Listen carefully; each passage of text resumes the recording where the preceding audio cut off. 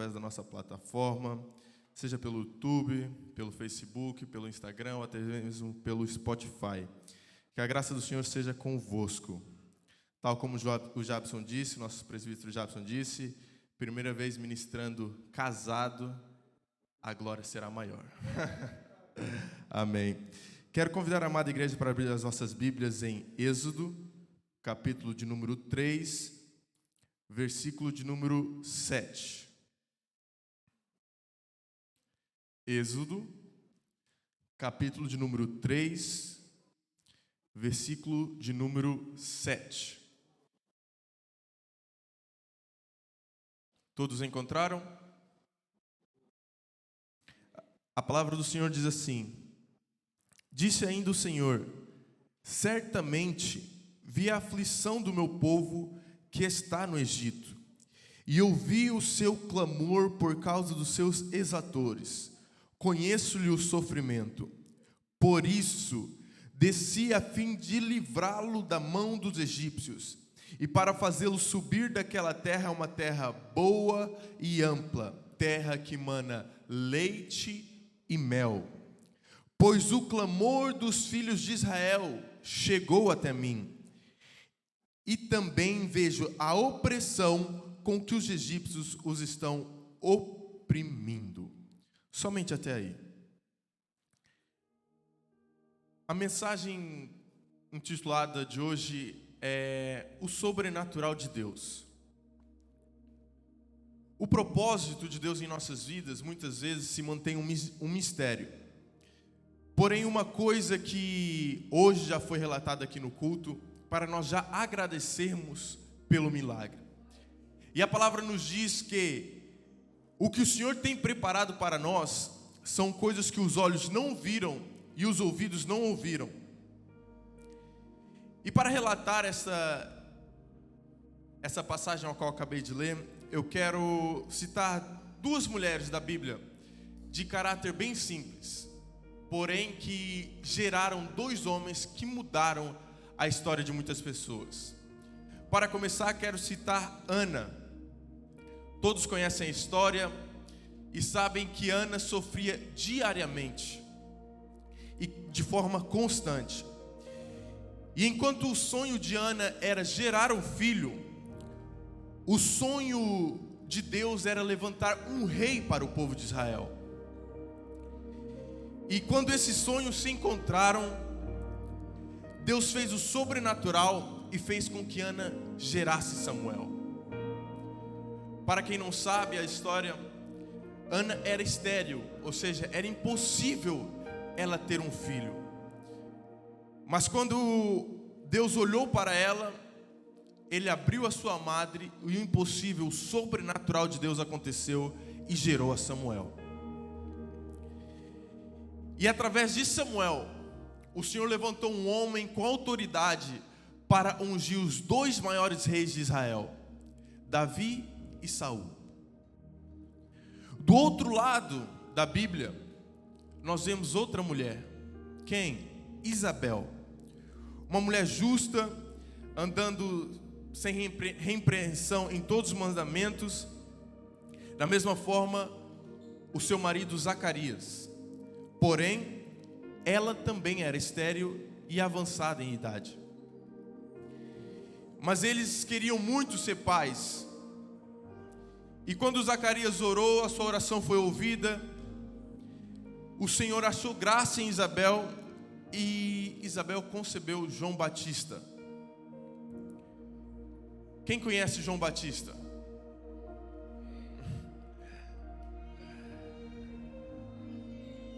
Dois sobrenaturais aconteceu através da vida de Ana e através da vida de Isabel.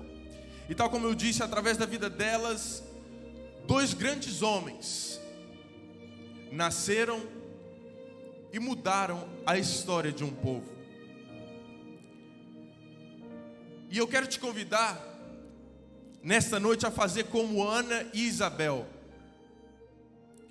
a olhar pelos olhos da fé o que está além daquilo que nós enxergamos. Muitas vezes nós ficamos presos até onde a nossa vista alcança. Mas em uma mensagem que eu já preguei aqui, a qual eu aprendi com um grande homem de Deus, Myles Munroe, nós temos que ter visão e não vista. A vista é limitada. Eu daqui de cima do altar só consigo enxergar até aquela parede.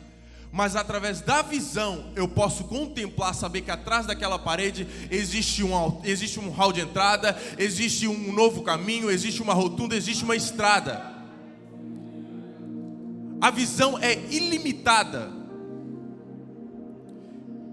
E para nós testemunharmos o sobrenatural de Deus em nossas vidas, nós temos que ter visão. Os olhos da fé não são limitados ao que os nossos olhos carnais enxergam.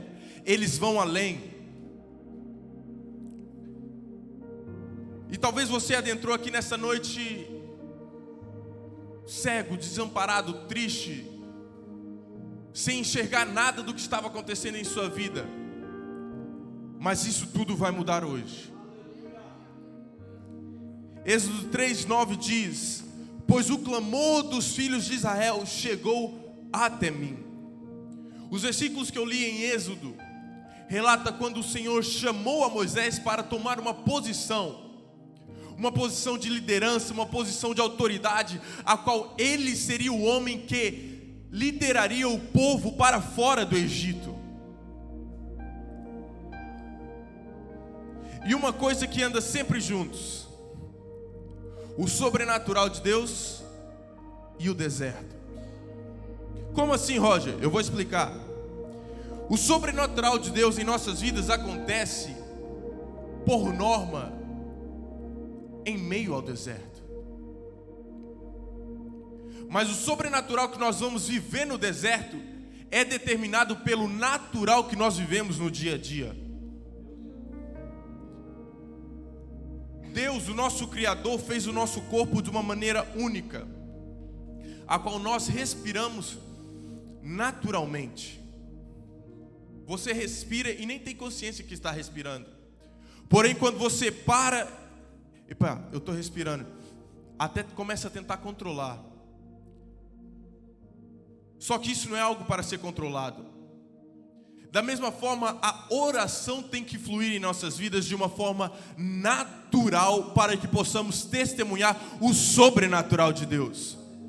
Você está respirando pela naturalidade, então a oração tem que fluir pelo teu corpo de uma forma natural. Porque além dessa carne que nós beliscamos e sentimos dor, existe um ser dentro de nós que é espiritual. Então ele precisa alimento, precisa de respirar, e a única fonte que fornece vida para ele é através da oração. E a oração, meus amados irmãos, é a chave que transforma o natural em sobrenatural. A oração é aquilo que faz o impossível se tornar possível em nossas vidas. A oração é aquilo que fez Moisés durante 40 anos permanecer no deserto, sem ver faltar comida, sem ver faltar pão, as roupas se renovavam, as sandálias não se gastavam, não faltava nada, em meio a um lugar sem saída. Em meio a um lugar sem saída, a oração manteve um povo de pé. Porém, da mesma forma que nós testemunhamos Moisés liderando um povo e o impossível acontecendo, nós vemos um povo completamente diferente. Ambos estavam no mesmo deserto. Moisés e o povo estavam no mesmo deserto. Serviam, a maioria, ao mesmo Deus. Passaram pelas mesmas dificuldades. Porém, o dia a dia de Moisés era diferente do povo. O dia a dia do Moisés era diferente dos demais.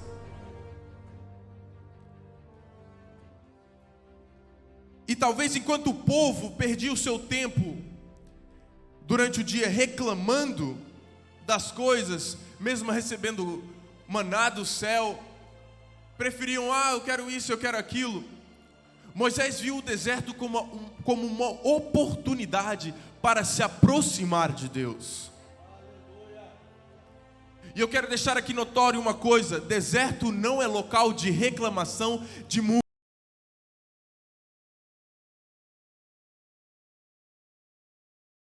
com o Senhor.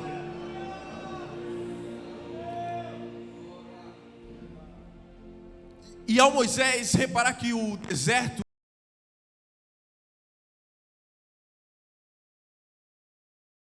novas em sua vida.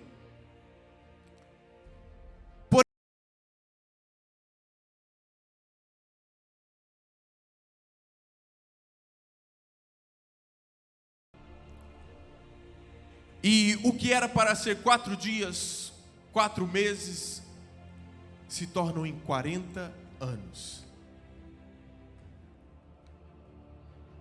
Quando Deus nos leva ao deserto, meus amados irmãos, nós temos que ter a consciência que há um propósito, há um motivo para nós estarmos ali.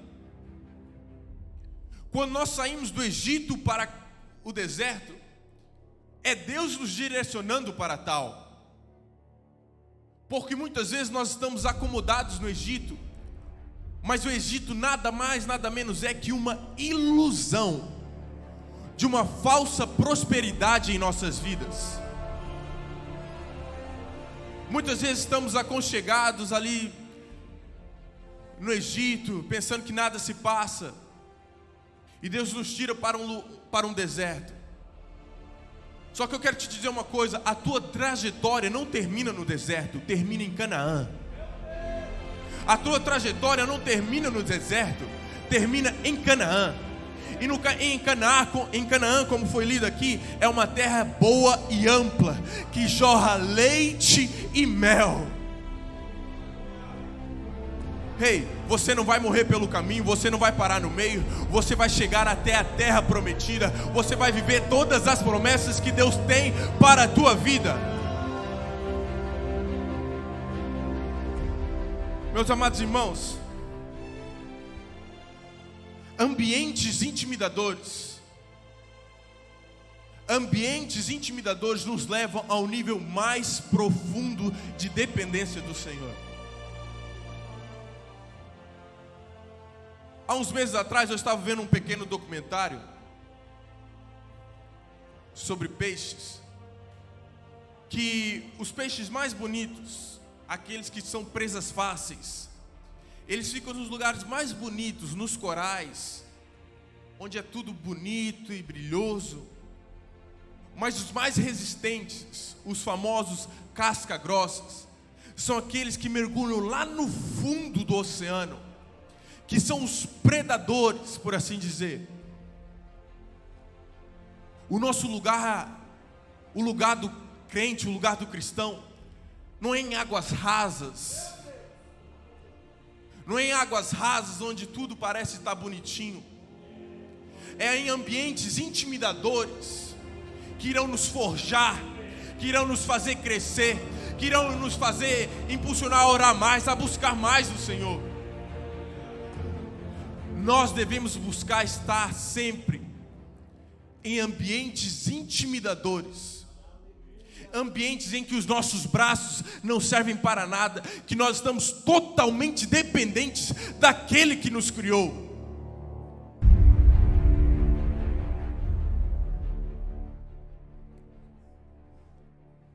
Deserto não é local de reclamação, deserto não é local de lamentações, é local de amadurecimento, de crescimento.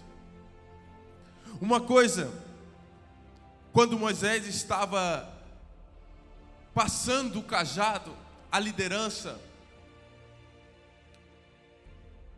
ele antes ora ao Senhor.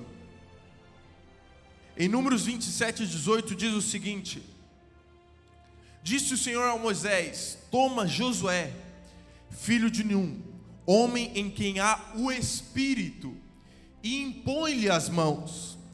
Põe sobre ele a tua autoridade, para que lhe obedeça toda a congregação dos filhos de Israel. Tal como eu disse, quando Moisés estava morrendo, estava nos seus últimos dias, Moisés sobe ao monte, conforme o Senhor lhe mandou, e a oração de Moisés não é por ele, Ele não ora, Senhor, prolonga os meus dias. Senhor, faz isso por mim. Não, Senhor, ele ora por um líder. Ele ora pelo povo. E Deus permite a Moisés que ele faça um simples pedido. E na sua oração, ele pede que Deus, um homem para liderar o povo. E no seu coração ele já sabia de Josué, mas ele sabe também que não é ele que manda. Ele simplesmente segue as diretrizes do Senhor. E quando Moisés está orando, ele faz o simples pedido: que este homem, que este líder, ele saiba sair e entrar diante do povo. Só que algo interessante é conforme são colocadas as palavras. Por norma, eu falo por mim mesmo, nós sempre pedimos ao Senhor que Ele guarde a nossa entrada e depois a nossa saída. Nós sempre oramos ao Senhor: Senhor, abençoa a nossa entrada em tal lugar e depois a nossa saída. Mas Moisés orou de forma diferente. Moisés orou pedindo ao Senhor que este líder soubesse sair primeiramente para depois entrar. Por quê? Porque antes de nós entrarmos em portas novas, depende de como nós vamos sair das portas antigas.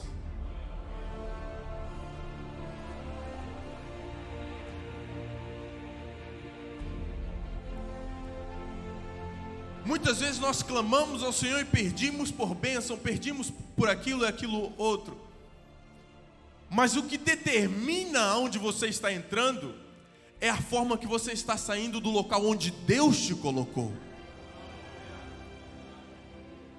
E a palavra do Senhor em Lucas 5:37: e ninguém põe vinho novo em odres velhos, pois o vinho novo romperá os odres, entornar-se-á o vinho e os odres se estragarão. Nós queremos receber coisas novas de Deus,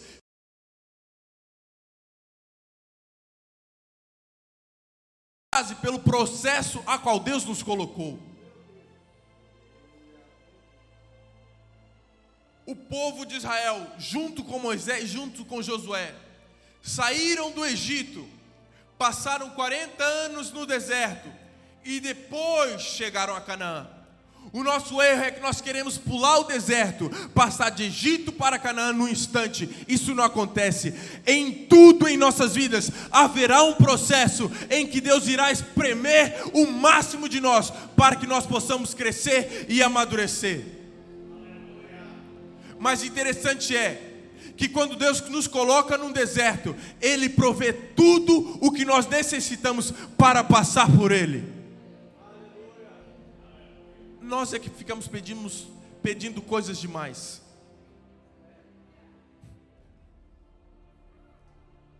O Senhor não deixa faltar nada em nossas vidas. E nós ficamos na mesma. Ah, Senhor, eu quero isso, eu quero aquilo. Ah, Senhor, está faltando isso, está faltando aquilo.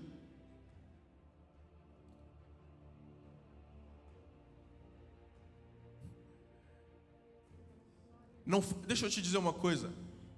Eu não conheço a tua situação, mas eu te digo com autoridade em cima deste altar: não falta nada em tua vida. O que está faltando talvez é um pouco mais de oração. Talvez está faltando um pouco mais de intercessão. Talvez está faltando um pouco mais de jejum. Talvez está faltando um pouco mais de consagração. Tal como eu disse, essas são as chaves que abrem a porta do sobrenatural de Deus para a tua vida. Quer viver algo novo? Quer viver algo maior? Ore mais. Quer viver algo diferente? Ore mais. Nós tivemos uma campanha de 7 dias de oração que acontece em todos os anos. E eu agradeço a Deus por o Senhor ter direcionado ao nosso pastor Robson, por ter duplicado. Antes era somente em junho, agora será em junho e dezembro. A matemática no reino espiritual, nas coisas espirituais, é simples, meus irmãos. Nós que muitas vezes, como eu disse, nos confortamos e queremos tudo na boquinha. Mais oração, mais poder. Mais oração, mais vitória. Mais oração, mais bênção. Mais oração, menos choro. Mais oração, menos tristeza. Mais oração, menos murmúrio. É simplesmente orar. É simplesmente quanto isso, orar. Não existe algum segredo escondido, não existe algo profundo. Não, é orar. É o segredo, a oração é a chave que move o sobrenatural de Deus em nossas vidas. E mesmo assim, muitas vezes nós não queremos. As coisas aconteceram em meio ao deserto, sim, mas o que é que Moisés fazia? Ele subia ao monte, ele não ficava lá embaixo, na sombra do cacto, sentado, esperando as coisas chegarem até ele. Ele buscava a face do Senhor. As coisas aconteceram na vida de Ana e na vida de Isabel, aconteceram, mas elas buscaram a face do Senhor. Por que que muitas vezes nós não entendemos algo tão simples quanto isso? A oração move o sobrenatural. Só que existe um processo. E o processo não é igual quando nós vamos no McDonald's, que está aqui do lado da igreja. Chegamos lá, fazemos o pedido, 5 minutos, está pronto. Existe um processo. E um bom pai, eu ainda não sou, mas um bom pai não dá nada de mão beijada para os seus filhos. Porque senão o que é que acontece? Estariam criando filhos mimados. Eu sei, eu não sou pai, mas eu sou filho. E sei que meu pai nunca me deu assim nada a qual eu não insistisse. Olha, pai e tal. O que é que eu quero dizer com isso, meus amados irmãos? Para as coisas acontecerem em nossas vidas, nós temos que fazer por elas, nós temos que buscar ao Senhor. Então nós estamos em um culto de intercessão, estamos em um ano de intercessão. Só que tal como o nosso presbítero Jabson disse, você tem até amanhã para pedir. Ah, mas Roger, ainda não aconteceu. Ainda não aconteceu o que eu estou precisando. Ainda não aconteceu a nova porta de emprego. Ainda não aconteceu a bênção que eu estou esperando pelo ano inteiro. Ainda não aconteceu nada. Mas agradeça pelo Senhor ter te sustentado até agora. Agradeça sabendo que Ele vai cumprir o que Ele te prometeu. Agradeça pelo milagre que ainda não aconteceu. Agradeça. Simplesmente agradeça. Eu nessa noite quero agradecer a oportunidade a qual